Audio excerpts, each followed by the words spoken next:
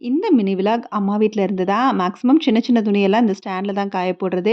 மழை வந்தா கூட டக்குன்னு வந்து ஒவ்வொரு துணியா எடுக்கிறதுக்கு அப்படியே இழுத்துட்டு போயிரலாம்ல. துணியெல்லாம் காய போட்டு அப்புறம் மண் பாத்திரங்கள் தான் பார்த்துட்டு இருந்தேன். இந்த க்ராக்கரி ஐட்டங்கள்லாம் நெறைய வெரைட்டீஸ்ல வந்து வந்திருந்துச்சு. இந்த க்ராக்கரில ஆல்ரெடி வீட்ல வச்சு சேல்ஸ் பண்ணிட்டு இருந்தாங்க. இன்னைக்கு வந்து புதுசா ஷாப்பும் ஓப்பன் பண்ணியிருக்காங்க. வாட்டர் பாட்டில், காஃபி கப், அப்புறம் தண்ணி குடிக்கிற டம்ளர், உண்டியல்னு நெறைய இருக்குது டிஃப்ரெண்ட்டா. நெறைய பொருள கடையில எடுத்துட்டு போய் வச்சுட்டாங்க. அதனால வந்து என்னால வந்து அதெல்லாம் ஷோ பண்ண முடியல. அப்புறம் இந்த லைட் எல்லாம் வந்து அணையா விளக்குன்னு சொல்லுவாங்க. கார்த்திகை அப்பலாம் இத வந்து வெளியில வச்சு திரி போட்டு வைக்கிறப்ப வந்து காத்துக்கு அணையாது.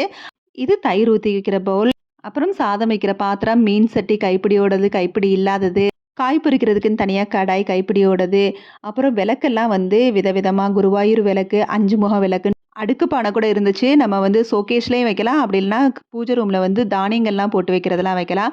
ஃபர்ஸ்ட்டே ஷாப் ஓப்பன் பண்றதுனால எனக்கு தேவையான அளவு நான் வாங்கிட்டு வந்துட்டேன். அத யூஸ் பண்றதுக்கு முன்னாடி தண்ணீல போட்டு வைக்கணும்.